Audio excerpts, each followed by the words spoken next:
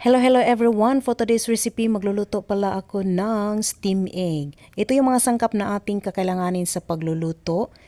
And then, una natin gagawin, ibatil natin ang itlog. Dandahanin na natin siya sa pagbatil para maiwas bubbles. And then, maglagay na tayo ng pampalasa. Ayan, mushroom seasoning, white pepper, asin, black pepper. Haluin natin and then iset aside natin.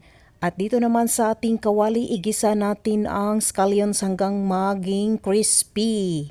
Pagkatapos iset aside. So, ganun din ang gawin natin sa bawang.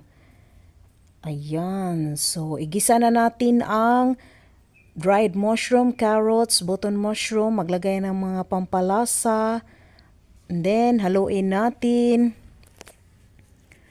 At magdagdag ng kaunting tubig. Hintayin na maluto. So, ito na yung ating crispy na bawang at saka scallion. Ayan. So, luto na yan. I-transfer na natin sa topper. At ibuhos na natin ang binatil na itlog. So, ilagay na natin siya sa ibabaw, yung pang-toppings natin.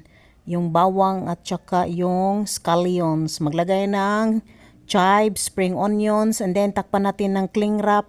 At ilagay natin siya sa steamer. Isi-steam lang natin ng 20 minutes.